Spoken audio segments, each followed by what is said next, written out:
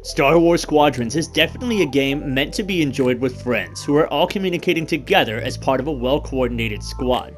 However, not everybody has 4 friends who want to play this game, and some might even prefer to play solo. I myself have been playing a ton of solo ranked fleet battles lately to test out the loadouts you guys have been seeing me post in my most recent guides, and it's that solo experience that I want to discuss with you all today. What's up, you guys? I'm not amazing, I'm just mediocre, and today we are breaking down some tips and tricks for success in the Star Wars Squadrons solo queue experience. Let's get right into it with the first couple of tips, which occur before you even start flying through space. You're going to want to be prepared for any situation, so you're going to want to have a bunch of different custom starfighter loadouts ready to choose from. Your job is basically going to be fulfilling whatever job the rest of your team isn't doing that well, whether that be capital ship damage or killing starfighters, or maybe even a little bit of both.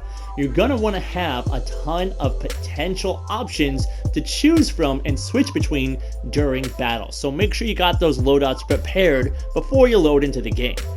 Next, as you're in the preparation screen and you're all choosing your starfighters, you're going to want to take a look at 2 things. First, the enemy team, because you want to know who you're going up against. It's not going to show you what kind of starfighters they have, but you are going to be able to take a look at the general skill level of the enemy players you're going up against. You'll be able to see their level, whether they're high level, and if you go and look at their game profile, you can even see what skill rating they are. And so you can get a good idea of how difficult or easy this potential match may be. And you're also going to get an idea of what starfighter you're going to choose based on what the rest of your team doesn't. So make sure you choose based on what the rest of your team isn't picking, so you can fill the roles that are being left open. This next tip applies especially to the higher level players that are queuing up onto squads with those who simply aren't as skilled as you are. You should take it upon yourself to become the leader of your squadron and start calling the shots for your teammates. Ping out the most important enemy starfighters to kill. Highlight the subsystems on the enemy flagship, because newer players might not even know where they are. If you have a particularly newer player on your team, try to cover them, because they are likely to be the target of many enemy starfighters. And even better, if you have voice chat, tell your squad things that the pings simply can't. Like if you have a friendly who's pushing too far into enemy territory, say that to them, or else they might run themselves into the enemy cruiser or frigates and give easy morale to the enemy squad. I see it so many times where new players push right up and get themselves killed by enemy capital ships because they shouldn't have gone that far. Be the person who helps your team to victory instead of just raging at the fact that they don't have the same skill level that you do because you've been playing quite a bit more. Use that knowledge to help your team achieve victory. Tying this into another tip I spoke of before, having a bunch of loadouts ready for any eventuality, you also need to be ready and willing to switch the loadout you're equipped with at any given time. You need to pay attention to your own team's performance. Are your teammates' interceptors and fighters actually getting the kills that need to happen to keep your morale up? Are your bombers doing the capital ship damage that they need to be?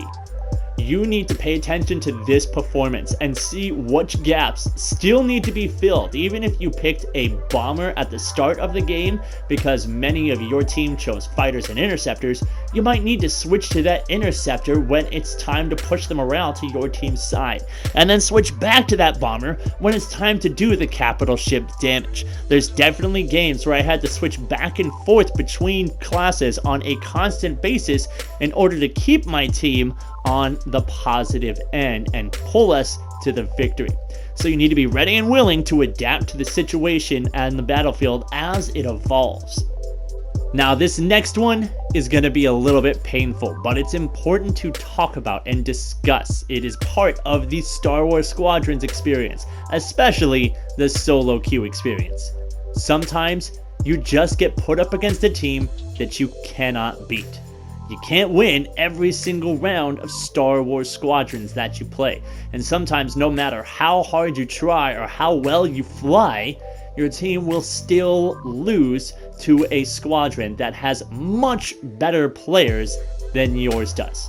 What you need to do in this case is just breathe, fly your best, try to coordinate your team like I spoke about before, and at the same time analyze why the enemy team is doing so well. It's not just because your team is not great. It's not just because you can't carry the match by yourself. It is because that team is doing something very specific in order to win. They are coordinating well, whether it's the loadouts that they've chosen or the way that they are covering each other and making sure that it's very, very difficult to push morale to your team's side. They are doing something that is skill-based. That's what this game is. It is a skill-based game, and they're using the skill of teamwork to beat you, and you need to analyze that teamwork if you want to have a chance of beating it in the future. That's going to be another hard lesson for solo Squadrons players. You're simply going to have a very difficult time defeating a well-coordinated enemy squadron. They're going to be able to team fire better than you can, meaning your starfighters die faster, your morale bar gets pushed back easier. They're going to cover each other well, so they die less, meaning they keep more of their morale. They're going to be able to destroy your capital ships faster with well-coordinated strikes against your subsystems.